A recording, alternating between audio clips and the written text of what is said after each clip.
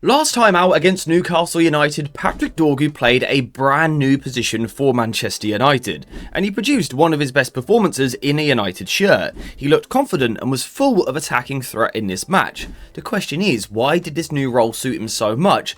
And could he play it more in the future? Now, for me personally, I think one of the most important things that we've got to highlight here is the psychological change when you play in such a different position, as well as the physical change of literally the zone of the pitch that you are playing in, right? We know that normally when Manchester United, for example, are on goal kicks and are trying to build the play out from the back, we know the system where the centre-back split and everything, and wing-backs, normally Dorgu on the left, would drop into this position here in the first phase to be responsible for helping United to try and play out from the back, which means you're going to be receiving the ball under pressure, you're going to be responsible for progressing play, you're trying to play with the ball in quite risky positions. Fast forward to the game against Newcastle, and on this goal kick, as United try and move from the back, we cannot even see Patrick Dorgu in the shot, and that is because he is so much higher now on the right hand side. He's almost been boosted like 30 yards up the pitch. So of course, that's a very different position. That's a very different position to be receiving the ball as a left back or a right winger are not even close to being the same thing. So that helps Dorgu. The other thing is the psychological pressure that is taken off of him. Ruben Amorim has recently spoken about Dorgu sometimes feeling anxious almost when he receives the ball. And perhaps that's because of the position that he normally plays in. We've just said when you play deep, you are responsible for taking the ball under pressure. You're playing in dangerous positions. You're responsible for progressing the ball. Suddenly being this much higher, all of that is taken off of Dorgu. As a winger, you've got more license to lose the ball because it's less dangerous. If you lose the ball as a fullback over here, you're in danger. If you lose it here, high on the right wing, it's not great, but it's not the end of the world. And for me, that took the pressure off of Dorgu and allowed him to express himself a little bit more, and he just looked more comfortable. Now, my comment on Dorgu being more comfortable on the right wing is a technical comment, because of the way that Dorgu likes to play. We covered this in our match analysis yesterday.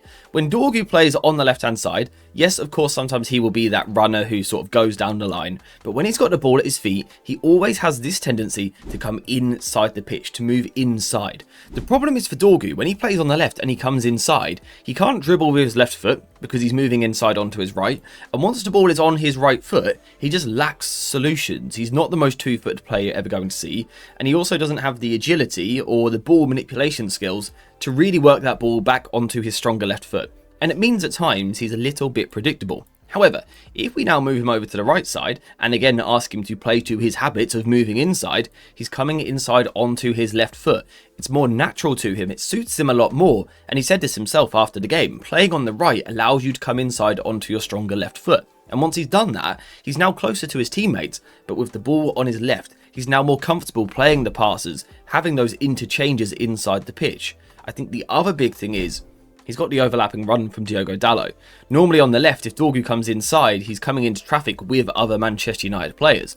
Whereas playing on the right and moving inside, there were moments where he had a little bit of time because Diogo Dalot would make the overlapping run, sort of just taking that attention of the fullback, and that gives Dorgu that little bit more time, and he just looked more comfortable coming inside the pitch like he always likes to do, but now on his stronger foot where he felt more comfortable finding solutions. I do just quickly have to interrupt to thank you guys. Yesterday I set the challenge of hitting 85,000 subscribers before the end of the year, and you went and smashed it within like an hour, so thank you guys very much.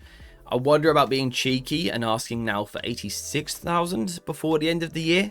If you could please subscribe, that'd be greatly appreciated. But again, just thank you for your support on the channel. Now, of course, Dorgu was actually playing as a winger in this game, so there were also moments where he had to play wide. Yes, of course, he likes to go inside the pitch, but you can't always do that, not in every phase of play. There are moments where Dalot is much deeper, and United needs some width on the right side of the pitch. But what I felt that we saw here from Dorgu was that his experience at Manchester United so far really equipped him for this moment. Because there are times as a winger where you have to receive with your back to goal. That is something that sometimes you are going to face. You're going to have to receive this ball, have a defender trying to tackle you from behind, and you've got to look after it. Fortunately for Dorgu, he has had 12 months of practicing this as a wing-back. So now moving to a winger, this was a skill set that he sort of just naturally had, and he sort of naturally brought to his game on this side of the pitch, which is really good to see. And that was almost 12 months of preparation, giving him the tools to do this.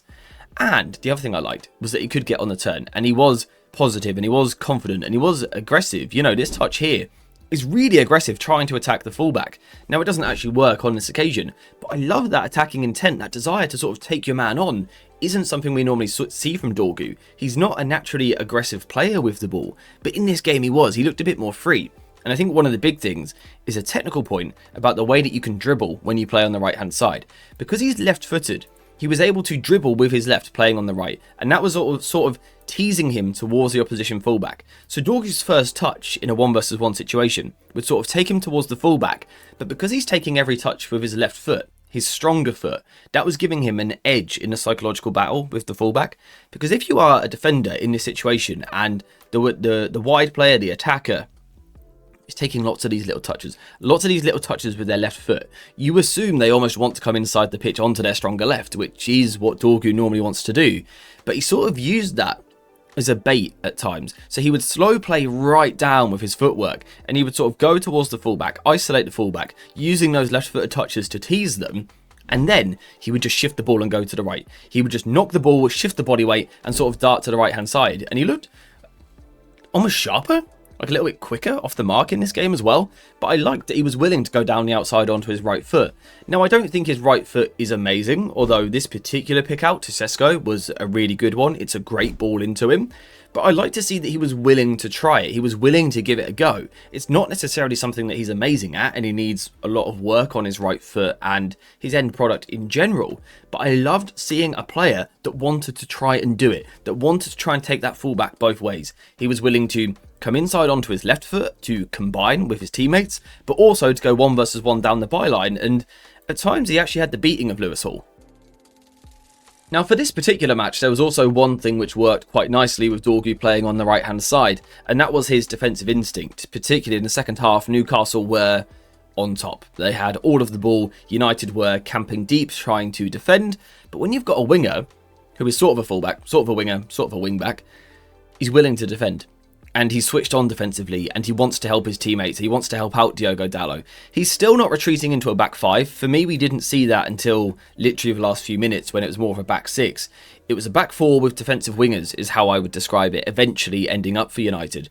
But Dorgu was still, defensively throughout the game, helping his fullback. He wasn't sort of, shackles off, I'm an attacker now, I can do whatever I want. Defensively, he was still very disciplined with his positioning. He was still focusing on helping out his fullback.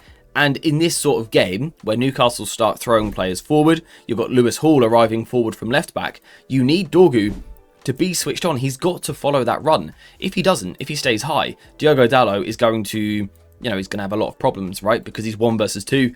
This is difficult for any fullback to deal with. But because Patrick Dorgu is switched on, because he knows how to defend, he was just willing all day to just work up and down the pitch. And again, we've seen 12 months of Dorgu almost doing shuttle runs down the left side, up and down, up and down. And again, that almost equipped him with the tools that he needed in this game physically, from a fitness point of view, to keep making those runs, to keep helping Diogo Dalot, while still offering all of that threat on the ball as well. Now, don't get me wrong, I don't think Dorgu had an absolute game-breaking performance. I don't suddenly think he's one of the best right-sided footballers we've ever seen. But it was lovely at Manchester United, at Old Trafford, to see, a young player. Dorgu is still young. Seeing a young player looking more comfortable, looking more confident, and I think you saw the effect that had on his performance. So often we talk about tactical details and things like that, but at the end of the day, a confident footballer can do things that an anxious footballer can't do. And we saw that in this game. Dorgu sort of kicked on to the next level. He looked like that player full of potential that we signed nearly 12 months ago now. He looked like the player that we want him to be someday. And that was really fun to see.